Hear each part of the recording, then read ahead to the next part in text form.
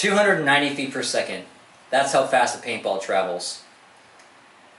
This is my mask, and to me it represents my drive for competition. Today I'm going to discuss three things. I'm going to tell you about the first time that I visited a paintball field. I'm going to tell you, secondly, about some most common misconceptions about the sport of paintball. And then lastly, I will explain why my drive for competition has fueled an exciting journey in the world of paintball. As a young man, I played the traditional school sports. I played football, I played baseball. It was one day after practice that a friend of mine unboxed his paintball gun, and I remember this day and the exact smell of the factory sealed box as it was new and opened.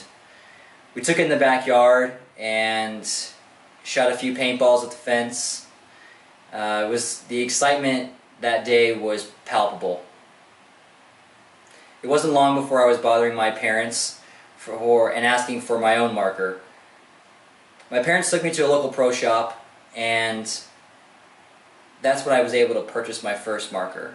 It was a Kingman Spider TL. It had a mechanical trigger, and it had a expanded regulator. It was nothing special, but it was mine. Our first trip to the paintball field was to a place called Hit and Run Paintball.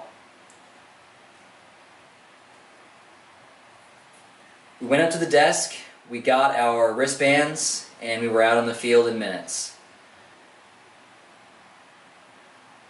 I felt like a kid at Disneyland.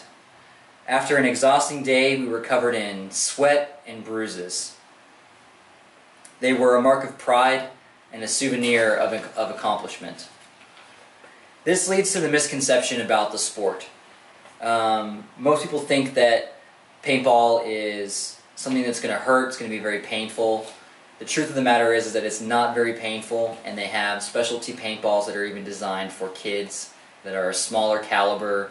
They shoot at a lower rate of fire than the 290 feet per second, and even the 290 feet per second rule is very conservative for the velocity of a paintball or projectile traveling at you. It's not as painful as most people would think.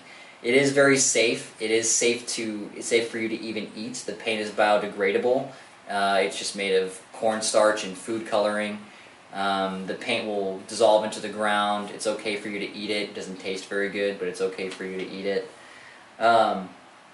It really doesn't hurt, and there is regulated air pressure at the field, so that means that no one's going out there and shooting really fast or anything like that. And the frozen paintball myth is something that's kind of a thing of the past as well, since no one's allowed to bring outside paint to the fields as you go and play at the fields. You have to buy their paint so that everyone's playing with the same paint. No one's got real hard balls or really brittle paint that they're trying to shoot. So with an understanding of my background and the sport itself, I'd like to tell you about the drive for competition fueling one of the fastest growing sports in the entire world. Paintball now has a national league. It's called the National X-Ball League. They hold World Cup events where people from all over the United States and all over the world come to travel.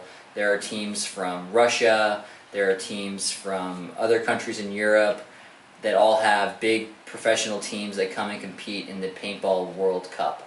And it's a sport that is growing and becoming available on TV and certain webcasts and things like that. This drive for competition and the way that paintball is played and the integrity that you have to play the game and the level playing field makes paintball one of the most competitive sports that there is.